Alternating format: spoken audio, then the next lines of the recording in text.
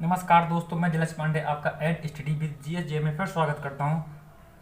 आज मैं आपके सामने खिलजी वंश, जो कि मैं पिछले लेक्चर में यही पढ़ा रहा था, खिलजी वंश के बारे में मैं आपको पढ़ा रहा था। और मैंने बताया हुआ था खिलजी वंश कहाँ से कहाँ तक चला। खिलजी वंश चला हुआ था जो अब 1290 से 1320 तक। अब मैं उसमें क्या पढ़ा रहा था, मैं उसमें आपको अलाउद्दीन खिलजी के बाजार व्यवस्था के बारे में पढ़ाया हुआ था। और बाजार व्यवस्था के बारे में पढ़ाया हुआ था, और बाजार व्यवस्था के बारे में पढ़ा रहा था। किसके बारे में पढ़ा रहा था? अलाउद्दीन खिलजी के बारे में। और अलाउद्दीन का शासनकाल कहाँ से कहाँ तक चला? अलाउद्दीन का शासनकाल आपका चला 1296 से 1316 तक, 1316 ईस्वी तक चला, 1316 ईस्वी तक चला। ये देखो, जो ये दिया गया है, जो आपका 1290 से 1320 का दिया गया है, ये आपका दिया गया है इसमें कि पूरा शासनकाल खिलजी वंश का, पूरा शासनकाल खिलजी वंश का। और इसके संस्थापक कौन थे? गयासुद्दीन फिरोज शाह खिलजी। कौन थे? गयासुद्दीन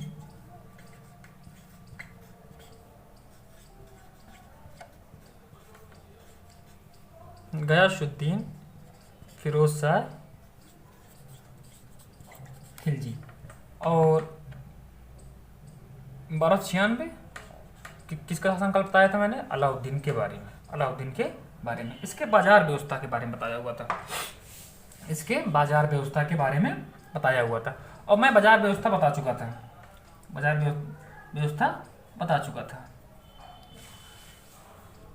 और फिर मैं इसको बताऊंगा इसके अभियान के बारे में। अभियान को जानने से पहले आप कुछ इसके बारे में और जान लीजिए। पहला नंबर, मैं इसको साफ कर दूं।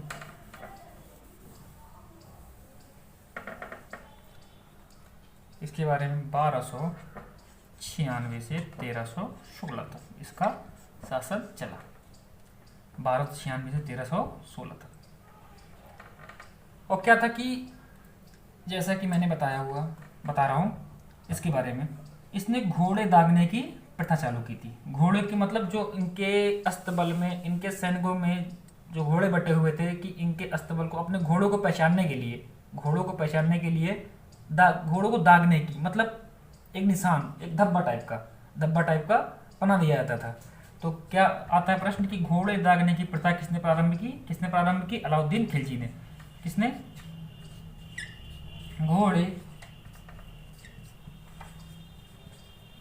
घोड़े दागने की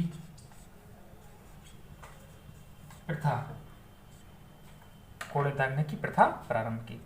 और सैनिकों का हुलिया,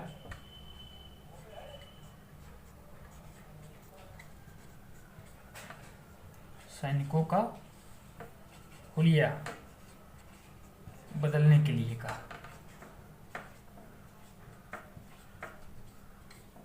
बदलने के लिए कहा, सैनिकों का हुलिया बदलने के लिए कहा। और नगद वेतन की शुरुआत की, नगद वेतन की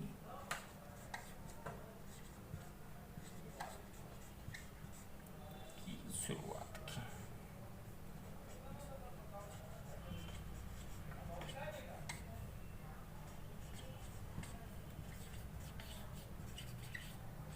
जमीन की शुद्ध पैमाइश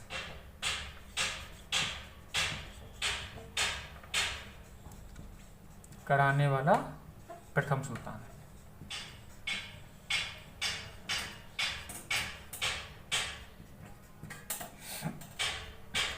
अब क्या था कि सैनिकों का हुलिया बदलने के लिए कहा। अब क्या होता था कि जो इस्लाम धर्म में क्या होता है कि जो इस्लामिक व्यक्ति होते हैं, मुसलमान व्यक्ति हैं, उनको दाढ़ी रखने का बड़ा ही मतलब उनका रीत रिवाज होता है दाढ़ी रखने का। क्या होता था कि पहले लोग दाढ़ी रखे, अभी भी रखते हैं, पहले भी दाढ़ियाँ बड़ी हो जाती थी, काफ़ी बड़ी बड़ी दाढ़ी। अब दाढ़ी बड़ी हो गई, आप युद्ध लड़ने गए, युद्ध लड़ने गए आप, तो क्या होता है कि जैसे कि आंधी तूफान आ गया, अब ज़्यादा बड़ी दाढ़ी होगी तो उड़ेगी, वो ऊपर उड़ेगी, और काफ़ी सारे वेशभूषाएँ होती थी। तो इन सब में बदलाव किया कि अब आप भाला फेंक रहे हो, हवा आई, दाढ़ी आँख में लगी, आपके बाल बड़े हैं आपके तो आँख में लगने लगे, तो इससे नुकसान होता था काफ़ी। हुलिया बदलने के लिए क्या, नगद वेतन की शुरुआत की। अपने सैनिकों, अपने राजकाज अधिकारी, जो वहाँ के अधिकारी दरोगा बने थे, बाजार की जो दरोगा थे, दीवाने, मुस्तक खराज, जो काफ़ी चीज़ों को बनाया हुआ था, काफ़ी अधिकारी बनाए हुए थे, उनको नगद वेतन की व्यवस्था की, नगद वेतन दिया करते थे। जमीन की शुद्ध पैमाइश कराने वाला प्रथम सुल्तान। जो जमीन की, जैसे आप हम लोग अभी ज़मीन खरीदते हैं, तो वहाँ पे पहले नपवाते हैं, पहले लेखपाल आता है, ज़मीन को नापता है। अब ये तो है नहीं कि हम लोग अपने हाथ से ही नाप लेते हैं कि हाँ उसको नाप लिया, ऐसा नहीं होता था। पहले क्या करता था कि इसने क्या किया, शुद्ध पैमाइश, 1-1 इंच, 1-1 सेंटी, 1-1 mm की माप करवाने लगा। शुद्ध पैमाइश करवाने वाला प्रथम सुल्तान ये था। और ज़मीन जो खेती होती थी उस पर टैक्स इसी ने लगवाया, यही कुछ बातें थी। हाँ, और एक बात और, इसके बचपन का नाम अली।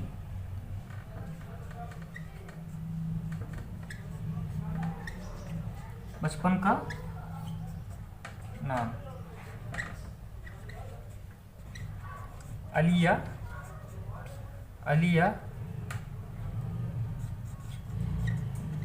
गुरसाप्स। बचपन का नाम अलिया गुरसाप्स था। बचपन का नाम इसके अलिया गुरसाप्स। अब चलो इसके अभियान के बारे में पता करते हैं। इसके अभियान के बारे में, इसने कौन कौन से अभियान प्रारंभ किए। सबसे पहला अभियान कौन था, साम्राज्यवादी नीति, इसको बोलते हैं साम्राज्यवादी नीति। साम्राज्यवादी नीति मतलब साम्राज्य को फैलाने की नीतियां। साम्राज्य को कैसे फैलाना है, कैसे विस्तार करना है अपने साम्राज्य का एक साथ कैसे विस्तार करना है, पहले कहाँ करना है, पहले किस राज्य में आक्रमण करना है मुझको, वहाँ पे अपना साम्राज्य कैसे फैलाना है। ये बड़ा मैंने पहले बताया हुआ था कि ये जो अलाउद्दीन खिलजी है बड़ा ही सनकी प्रवृत्ति का व्यक्ति था। ये बहुत ही सनकी आदमी था कि सनक में इसको क्या सनक आ जाए, क्या करना है मुझे कुछ नहीं पता। साम्राज्यवादी नीति,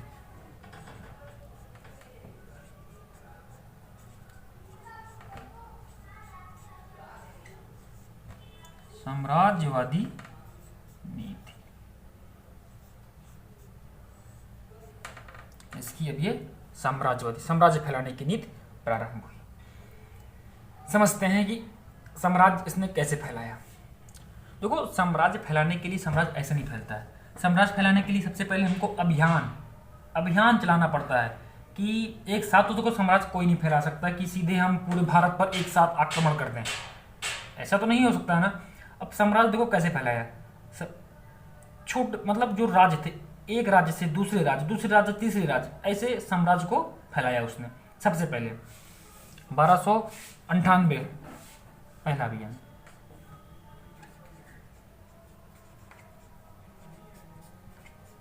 1298 गुजरात का अभियान।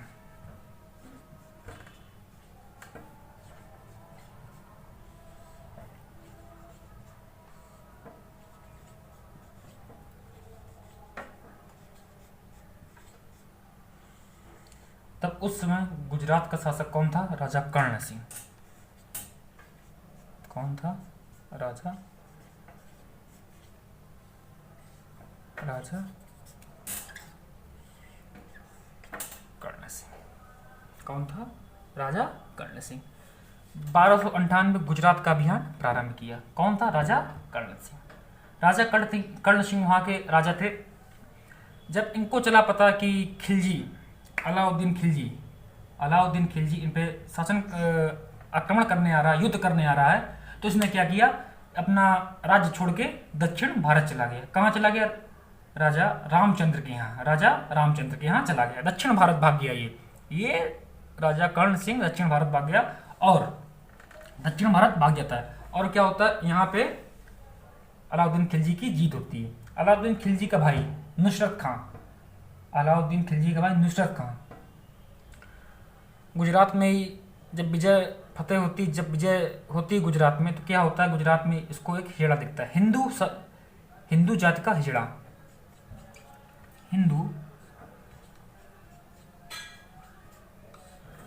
हिंदू जाति का हिजड़ा। उसका नाम क्या होता है? मलिक काफूर। मलिक काफूर, मलिक काफूर इसका नाम होता है। इसको क्या करता है नुसरत खान? इसको 1000 दिनार, 1000 दिनार में खरीदता है। 1000 दिनार में खरीदता है, तभी से इसका नाम हजार दिनारा पड़ा। इसका नाम क्या पड़ा? 1000 दिनारा। इसका नाम 1000 दिनारा पड़ा। और नुसरत खां इसको खरीद लेता है। इसको जब खरीदता है तो इसका नाम पड़ा 1000 दिनारा। 1000 दिनार के खरीदने से इसका नाम हजार दिनारा पड़ा इसका नाम। और नुसरत खां क्या करता है? ये अपने बड़े भाई अलाउद्दीन खिलजी को उपहार स्वरूप भेंट कर देता है। उपहार स्वरूप भेंट के कारण यह अलाउद्दीन खिलजी का बहुत भरोसेमंद व्यक्ति बन जाता है। और ये अलाउद्दीन खिलजी क्या करता है? इसे सेनापति बना देता है। इसे मलिक काफूर को सेनापति बना देता है मलिक काफूर को। तभी से ये दक्षिण भारत के अभियान में भी इसने सेनापति का रोल किया।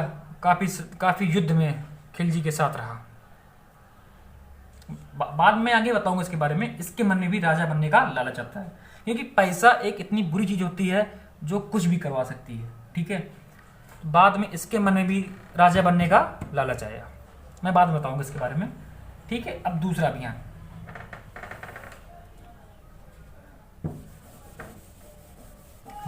होता है 1299 में।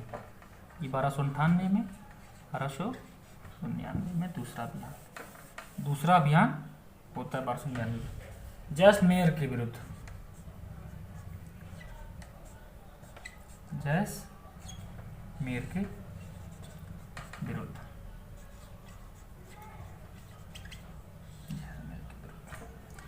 मैंने देखो जो ये अभियान था बड़ा इंटरेस्टिंग था। ये सुनना, मैंने बताया था बड़ा ही सनकी आदमी था ये। कैसा था? बड़ा सनकी आदमी।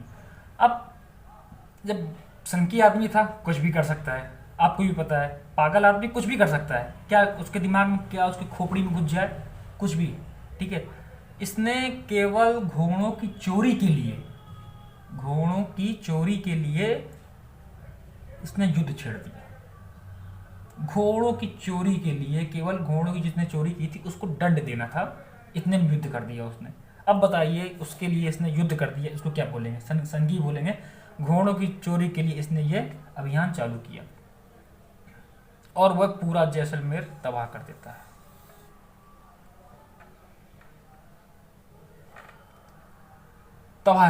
पूरा भाई साहब। केवल घोड़ों की चोरी के लिए इसने एक 1299 का अभियान चालू किया था। किसके लिए? घोड़ों के चोरी के लिए।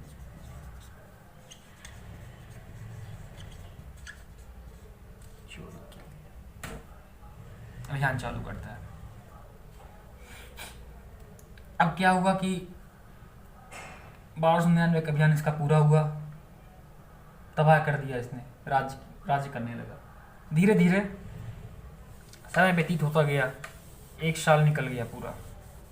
अभियान चालू रहा, छोटे मोटे अभियान करता रहा, राज्य को फैलाता रहा, क्योंकि शक्तिशाली था ही वो। शक्तिशाली होता चला गया। सैनिक, अपार सैनिक इसके पास थे, अपार सैनिक थे। वैसे भी अपने आप में ये युद्ध कुशल था, हर तलवार चलाना जानता था, निपुण था पूरी तरीके से। सन की आदमी था ये। फिर इसने 1301 का अभियान चालू किया। किसके खिलाफ? कौन ये अभियान? रणथंभौर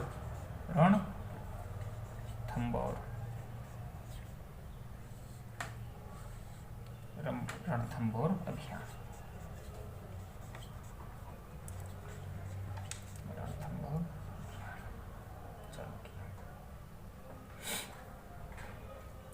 रणथंभौर अभियान चालू किया। इसके राजा क्या थे? राजा हमीर देव। राजा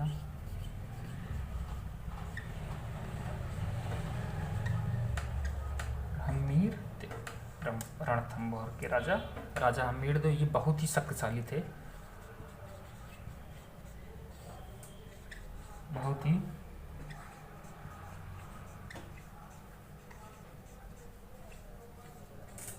शक्तिशाली, बहुत ही शक्तिशाली राजा थे। हाँ, इनके बारे में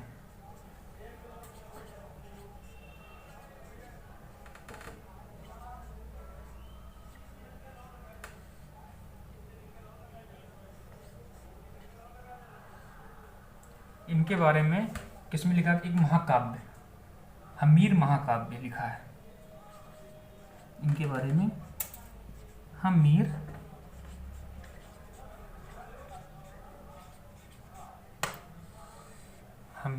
महाकाव्य लिखा हुआ है, इसके बारे में हमीर महाकाव्य लिखा हुआ है। बहुत ही इंटरेस्टिंग है, ये पढ़ना कभी आप, हमीर महाकाव्य। अब क्या हुआ, देखिए क्या हुआ। सनकी था, बता चुके हूँ, बार बार बता रहा हूँ, बहुत ही सनकी था ये, बहुत ही हटेला आदमी था, बहुत ही सनकी आदमी था ये।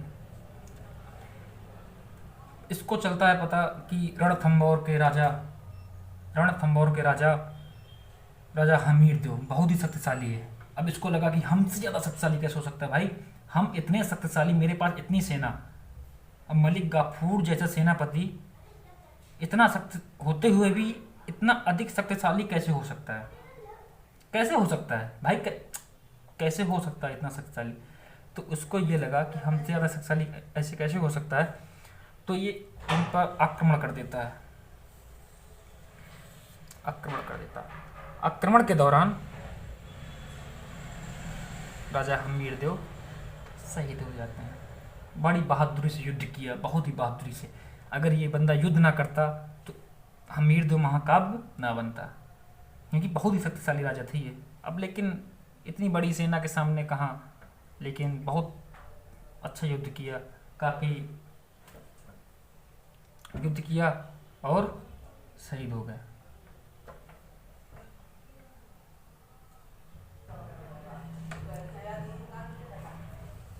इसके बारे में किसमें लिखा है? हमीर महाकाव्य में। हमीर महाकाव्य में इसके बारे में लिखा हुआ है कि राजा हमीरदेव के बारे में, बड़े शक्तिशाली राजा थे, बहुत ही शक्तिशाली राजा थे, बहुत ही शक्तिशाली राजा थे, और ये इस युद्ध में शहीद हो जाते हैं। अब इसका अगला अभियान था चित्तौड़ का अभियान। कहाँ का अभियान था? चित्तौड़ का अभियान। चित्तौड़ पर इसने अभियान चालू किया, चित्तौड़ पर अभियान चालू किया। वो किस सन किया? 1303 में।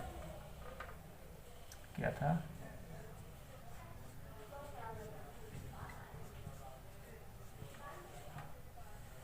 चित्तौड़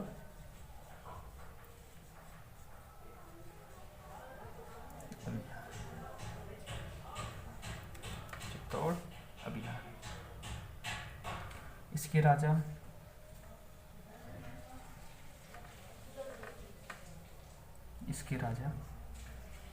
कौन थे? राजा रतन सिंह। राजा कौन थे इसके राजा रतन सिंह थे। इसके राजा रतन सिंह थे। राजा इसके रतन सिंह थे।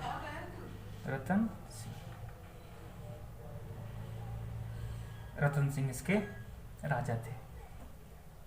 और पत्नी कौन थी इसकी? पद्मावती। पत्नी का नाम क्या था? पद्मावती। इसकी पत्नी का नाम क्या था? पद्मावती। इनकी पत्नी का नाम पद्मावती था। पद्मावती के बारे में मलिक मोहम्मद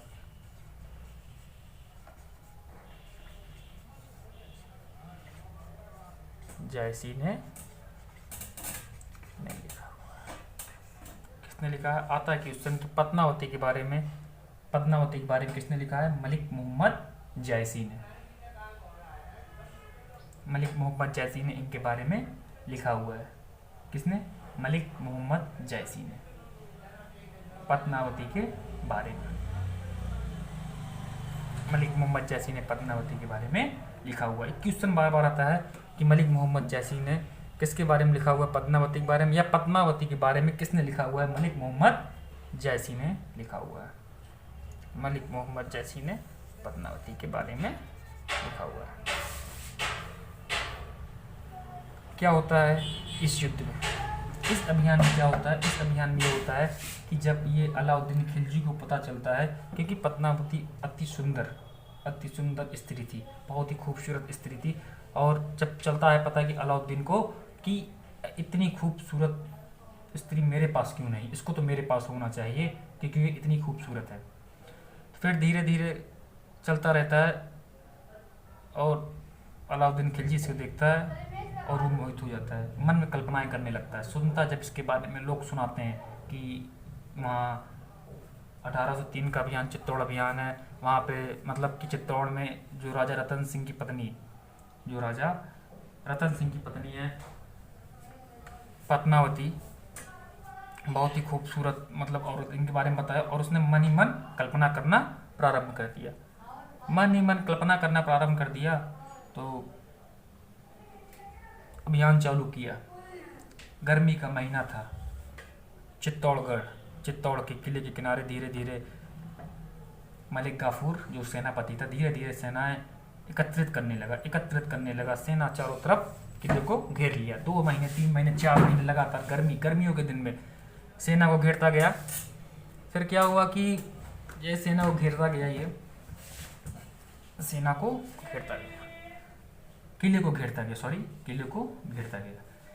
किले को घेरता गया और जो किले के अंदर लिमिटेड सेना थी, एक लिमिट में वहाँ सेना थी, तो क्या हुआ, लिमिट जो सेना थी उनका अन्न राशन पानी खत्म होता गया और राशन लाने के लिए उनको बाहर जाना पड़ गया। अब जब बाहर जाना पड़ गया, राशन तो खत्म हो गया, एक वहाँ सेना थी जो लिमिट में थी, लेकिन राशन पानी भी तो लिमिट में होगा, बाहर तो कुछ आना नहीं है क्योंकि सेना के किले के किनारे सेना मलिक गाफूर खड़ा हुआ है अपने सेना के साथ। तो राजा ने एक मुट्ठी भर सेना से कहा, रतन देव ने अपने सेना से कहा कि तुम क्या युद्ध लड़ोगे मेरे लिए, क्योंकि राजपूत वंश थे, राजपूत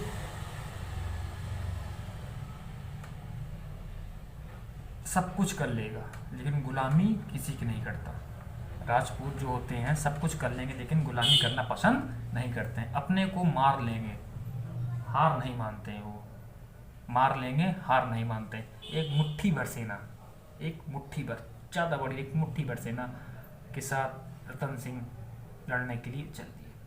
रतन सिंह जब लड़ने के लिए चल दिए, मुट्ठी भर सेना के साथ रतन सिंह जब लड़ने के लिए चल दिए तो क्या हुआ, एक सेना, इनका एक सैनिक 10 सैनिकों पर भारी था, उखाड़ के फेंक दिया करते थे, भाला चलाने में बहुत ही निपुण थे, उठा के फेंक दिया करते थे, एक सैनिक 10 सैनिकों पे भारी थे। तो क्या हुआ, कब तक लड़ोगे आप, और वहाँ पे रतन सिंह शहीद हो जाते हैं और उनको हार मानना पड़ता है, शहीद हो जाते हैं इस युद्ध में। जब ये बात पद्मावती पता चलती है तो पद्मावती ने कहा था मैं किसी दूसरे के साथ नहीं जाऊंगी, क्योंकि वीर साहसी औरत थी, तभी तो इनके बारे में लिखा गया है। मलिक मोहम्मद जैसी ने इनके बारे में, पद्मावती के बारे में, महाकाव्य के बारे में लिखा है। ये बहुत ही वीर औरत थी, बहुत वीर साहसी स्त्री थी। तो क्या हुआ कि इन्होंने कई 100 औरतों के साथ जौहर कर लिया, अग्नि जौहर कर लिया, अग्नि जौहर कर लिया। इन्होंने कई 100 औरतों के साथ अग्नि जौहर कर लिया, लेकिन किसी की गुलामी स्वीकार नहीं की। तभी और यहीं से इसका अभियान खत्म होता है। खत्म क्या होता है, अभियान चलते रहते हैं, धीरे धीरे अभियान चलता गया। तो तभी जब उसी समय क्या हुआ, जो राजा कर्ण सिंह भागे हुए थे गुजरात को छोड़ के, वो कहाँ रुके थे, वो राजा रामचंद्र के पुत्र राजा रामचंद्र के पुत्र शंकरदेव के यहाँ, शंकरदेव के यहाँ रुके हुए थे, शंकरदेव के यहाँ रुके हुए थे। खिलजी ने, अलाउद्दीन खिलजी ने, अलाउद्दीन जो खिलजी था, अलाउद्दीन खिलजी ने कहा कि आप लोग शासन करिए, आप लोग शासन करिए, लेकिन किलों पर मेरा झंडा होना चाहिए। किसका? मेरा झंडा होना चाहिए किलों पर। लेकिन उसको ये स्वीकार नहीं था, उसको ये स्वीकार नहीं था कि किले पर मेरा झंडा होना चाहिए, किले पर मेरा झंडा होना चाहिए, उसको ये स्वीकार नहीं था। किसको नहीं स्वीकार था? राजा रामचंद्र के पुत्र शंकरदेव को। राजा रामचंद्र के पुत्र शंकरदेव को ये स्वीकार नहीं था, स्वीकार नहीं था ये। तभी क्या हुआ? शंकरदेव ने मलिक गाफूर के साथ युद्ध करना प्रारंभ कर दिया। मलिक गाफूर ने खून की नदियां बहा दी, खून की नदियां बहा दी, खून की नदियां बहा दी,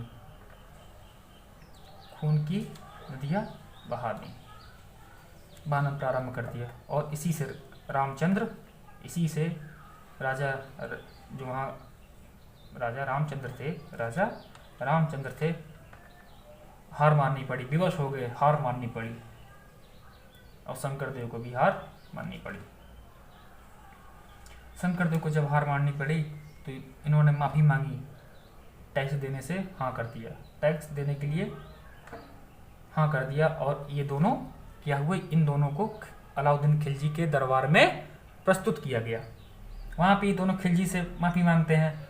खिलजी इन्हें काफ़ी सारी धन दौलत देकर, बहुत सारी धन दौलत को देकर अलविदा कर देता है और कहता जाओ राज करो, और उपाधि देता है। कौन सी उपाधि देता है? एक उपाधि से नवाजता है, उपाधि उमरा, उमरा उपाधि से नवाजता है, उमरा उपाधि दे देता है। अब बहुत ही धन दौलत, गिफ्ट, काफ़ी सारी चीज़ें देता है, उमरा उपाधि से नवाजता है, उमरा उपाधि से नवाजता है। वहीं एक स्टेट पड़ता है, वहीं पे एक स्टेट पड़ता है। कौन सा स्टेट? वारंगल।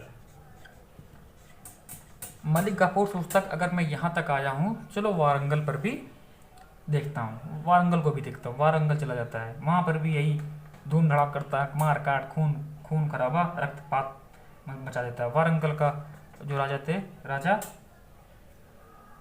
प्रतापरुद्रदेव,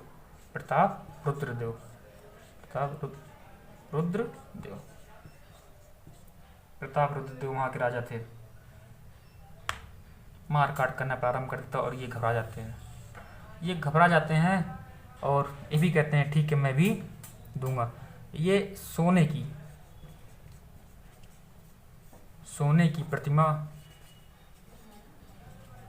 प्रतिमा तथा कोहिनूर, सोने की प्रतिमा तथा एक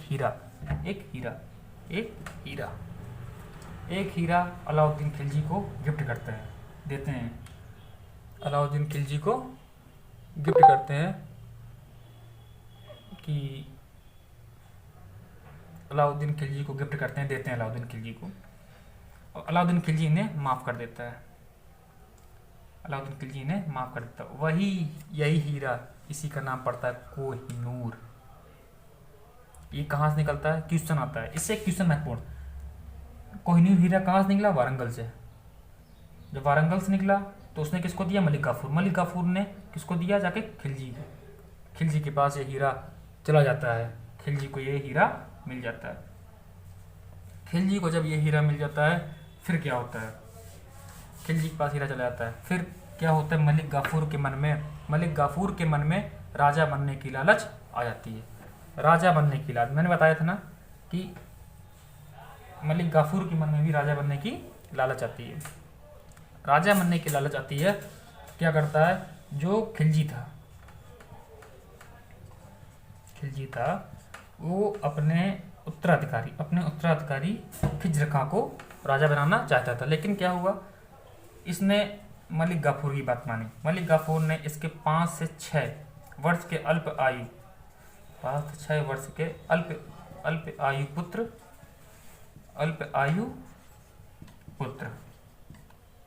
शिहाबुद्दीन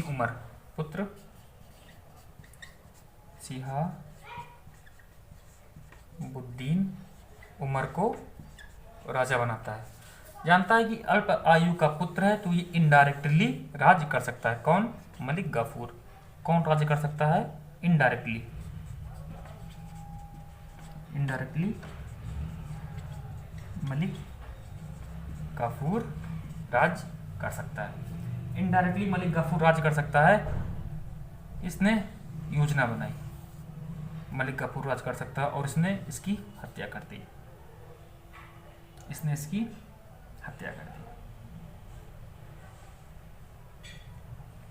इसने इसकी हत्या कर दी।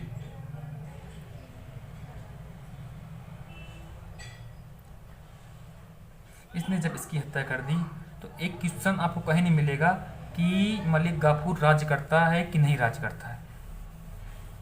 मलिक गाफूर राज करता है। ये 35 वर्ष के 35 दिनों के लिए 35 दिनों के लिए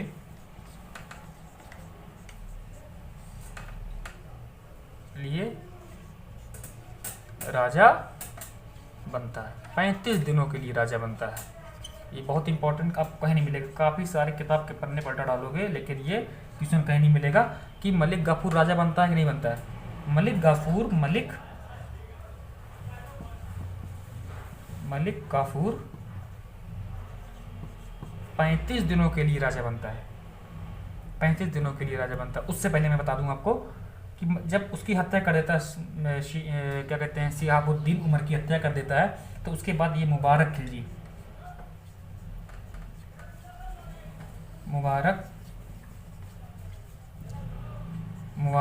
को राजा बनाता है। क्यों बनाता है? क्योंकि मुबारक खिलजी प्रवासी प्रवृत्ति का था।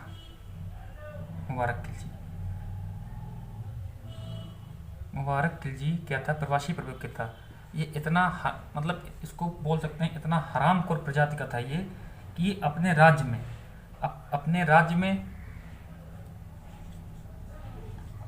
में नग्न स्त्रियां तथा पुरुषों को पसंद करता था। इतना मतलब हरामखोर प्रजाति का था ये इस प्रकार की नीयत रखता था। इस प्रकार की ये अपने दरबार में कभी कभी नंगा दौड़ा करता था। इन्हीं सब हरकतों से इन्हीं सब हरकतों से बेचैन होकर इस खिलजी का पुत्र खिज्र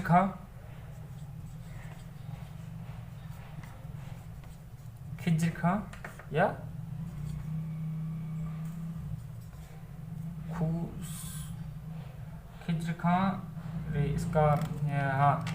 खां या खुसरो शाह इसकी हत्या कर देता है। मुबारक खिलजी की हत्या कर देता है, इसको मार देता है। इसकी हत्या की ये इतना ही ढीठ प्रजाति का था कि ये सब इन्हीं सब हरकतों से इसकी हत्या कर देता है। इसकी उपाधि इसने अपने आप को मुबारक खिलजी ने अपने आप को अल इमाम या उल इमाम के नाम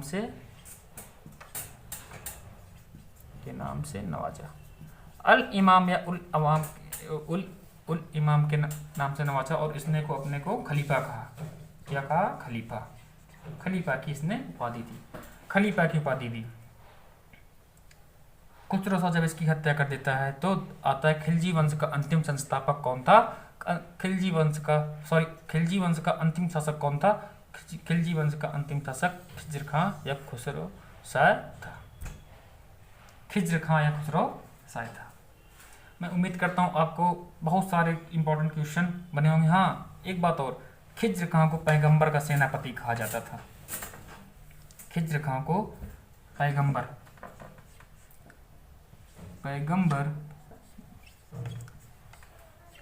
का सेनापति किसे कहा जाता था? खुसरो शाह को।